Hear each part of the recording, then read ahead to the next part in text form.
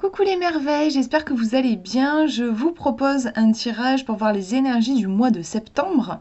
Donc j'ai pris avec moi le Let's Side, donc un oracle auto-édité. Je vous mettrai les références dans la description de la vidéo.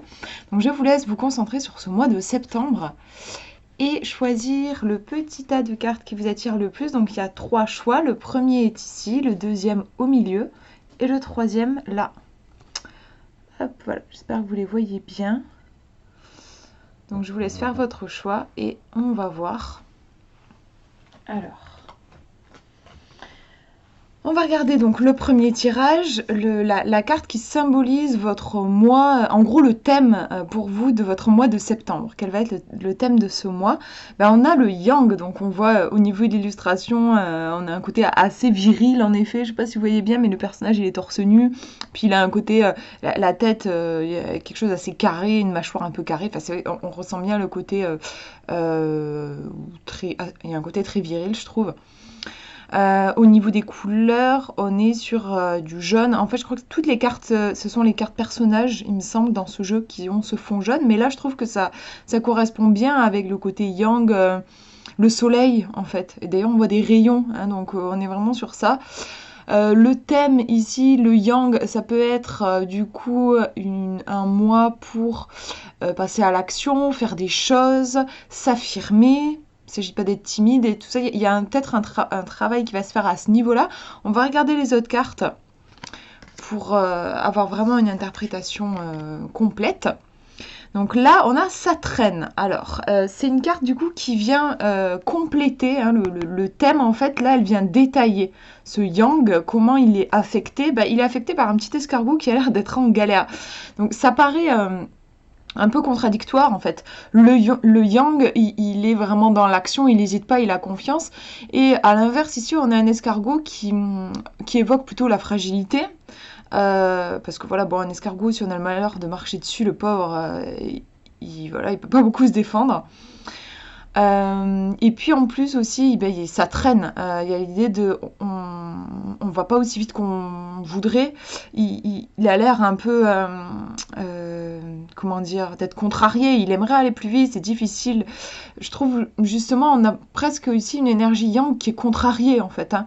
Le yang qui est très sûr de lui, qui passe à l'action, qui y va. Et puis là ici, au contraire, c'est difficile, on se sent fragile. Donc on va regarder la dernière carte. On a l'évolution ici, donc on voit en fait toutes les différentes étapes de la vie, hein, l'enfant, le bambin, on va dire, l'enfant, le jeune adulte et puis la personne âgée. Donc oui, évolution, il y a l'idée de transformation hein, aussi, on se transforme, on ne reste pas toujours la même personne, que ce soit extérieurement ou intérieurement, on change, on est façonné aussi par les événements. Comment est-ce qu'on peut interpréter tout ça? Le yang, donc une énergie plutôt extravertie, passage à l'action, mais qui semble être contrariée, c'est difficile et on nous parle d'évolution. L'évolution aussi, je trouve que toutes les évolutions sont lentes. Après tout est relatif, mais c'est vrai quand même que pour passer du bambin à la personne âgée, il faut quand même du temps. On ne change pas du jour au lendemain. Il faut des années pour que les choses vraiment évoluent. Enfin, moi, je trouve, on le voit même dans la nature, il faut du temps, il faut de la patience. Et on revient ici avec l'escargot. Donc là, je crois que peut-être, en fait, on a un travail à faire au niveau du yang pour ce mois de septembre. C'est-à-dire que vous pourriez avoir envie que les choses aillent vite, envie de vous affirmer, de vous montrer, que les choses deviennent concrètes, que vos projets se concrétisent. Et en même temps, justement, je dis un travail à faire à ce niveau-là parce que ça va peut-être pas se passer, j'ai pas l'impression que ça se passera dans ce sens-là, dans le sens les choses vont vite et sont bien concrètes et aboutissent rapidement. Au contraire, on a un yang qui est bien présent, c'est le thème hein, du mois de septembre, mais qui va On va devoir prendre le temps pour faire éclore ce yang. Ça me fait penser comme ça à la confiance en soi aussi, hein. Le yang, je trouve qu'il y a cet aspect avoir confiance en soi. Et c'est une confiance qui a besoin de se construire. Elle va se construire en fait presque comme on tricoterait un truc, quoi. Oui, on tricote. Moi, je vois cette image-là et les mailles. Il faut du temps. Hein, l'évolution, je vous la remontre, hop voilà, l'évolution. Il va falloir du temps, hein, l'escargot et l'évolution, on voit bien qu'il faut du temps pour que peut-être les choses arrivent à maturité. C'est aussi le mot qui me vient, maturité et confiance. Pour ce mois de septembre, il va falloir du temps pour que cette maturité et cette confiance puissent pleinement s'épanouir. Voilà, moi ce que je vois pour ce mois de septembre. On va regarder le deuxième tirage. Alors, le thème de ce mois de septembre, on a le secret. Donc on voit une sorte de grimoire, j'aime bien, il y a une ambiance un peu manoir, on se croirait dans un manoir, et voilà, on tombe à la lumière d'un chandelier, on tombe sur un livre qui est, il semble un peu verrouillé, donc il contient probablement, oui, des secrets, des choses cachées. Je vais regarder les autres cartes, je ne vais pas faire une interprétation de suite, mais peut-être qu'avec une carte comme ça, ça peut vouloir dire qu'on va découvrir des choses. Il y a des choses qui vont se révéler ce mois de septembre. Aussi en conseil, en guidance, ça pourrait être garder certaines choses secrètes, ne dévoilez pas tout de suite vos projets. En ce mois de septembre, vous allez peut-être avoir besoin de faire grandir vos projets d'abord dans l'intimité avant de les dévoiler. On peut voir ça aussi en guidance. On va regarder les autres cartes qui entourent ce secret. Alors là, on a le voyage. Donc pour le coup, je trouve qu'on a une énergie qui est un petit peu plus extravertie. On se met en mouvement, on voyage, on bouge et on voit du paysage, en fait. Hein. On peut voyager incognito, mais moi, j'ai plus le sentiment... oui, je sais pas, avec le voyage, j'ai plus le sentiment qu'il y a quelque chose qui se révèle, en fait. D'ailleurs, on n'est pas tout à fait pareil quand on voyage, j'ai remarqué, hein, peut-être des fois on ose faire certaines choses qu'on n'ose pas faire dans l'intimité. Voilà, le mouvement extérieur crée forcément un mouvement à l'intérieur. On va regarder la dernière carte. À chaque fois, j'ai tiré 3 cartes. On a le rituel. Je trouve qu'on retrouve en fait au niveau de l'illustration, je vous remontre. On a quelque chose d'assez similaire, hein, avec les bougies, le livre. Alors ici, il est ouvert, donc il est bien révélé. Mais voilà, on retrouve la lumière à la bougie, le livre, et un côté un peu ancien, hein, le manoir, bon, le rituel. Ici, on est peut-être dans quelque chose d'un petit peu plus comme une sorcière qui fait un rituel. Mais on a un truc peut-être un peu occulte, en fait. Je crois que c'est ça. Comment on peut interpréter ça? Je vous remets... je la mets au centre en fait, parce que c'est le centre du tirage, hein, le secret. Je pense que je vais peut-être recouvrir. Mais j'ai mon chien qui rêve et qui fait des petits bruits, je sais pas si vous l'entendez, il est trop mignon. Et on retrouve juste, je sais pas, j'aime bien regarder graphiquement. On a quand même ici, le passeport en fait forme comme une sorte de livre. Donc en fait, juste là au niveau de l'illustration, il peut y avoir quelque chose qu'on travaille au niveau de la connaissance. Le livre, c'est aussi un symbole de connaissance. Ça peut être... pour moi, je vois ces deux grands thèmes avec le livre. La connaissance et les secrets, les choses cachées. Et je disais, on est dans quelque chose d'occulte au niveau de l'illustration et de l'ambiance. Donc, à voir, en fait, vous, par rapport à votre vie, dans quel sens ça vous parle. Ça peut être qu'il y a des choses, peut-être... qui sont cachés, qui vont être révélés. Vous allez en apprendre un petit peu plus sur vous, ou peut-être plus sur une autre personne, ou plus sur un sujet, un projet par exemple, où vous étiez un peu dans le flou. Il y a peut-être des choses qui vont pouvoir se révéler. Et sinon, qu'est-ce que je disais? Oui, la connaissance. Ça peut être aussi un mois pour étudier profondément un sujet, se renseigner, explorer le voyage. On va aller explorer un petit peu ce qui se passe. Je le ressens pas mal comme ça aussi, être curieux, ouais, et aller se nourrir de connaissances pour bien approfondir un sujet avant de se lancer peut-être dans une concrétisation de quelque chose. Il va falloir d'abord se renseigner. Il y a peut-être des choses justement qui sont encore cachées, qu'on ne voit pas clairement, des choses dont on n'a pas conscience. Il va falloir fouiller un petit peu en fait. Hop, voilà pour ce tirage et je vous montre le dernier, première carte qui montre le thème du mois de septembre. Pour vous, on a la nostalgie avec cette petite cassette audio qui est en train de pleurer.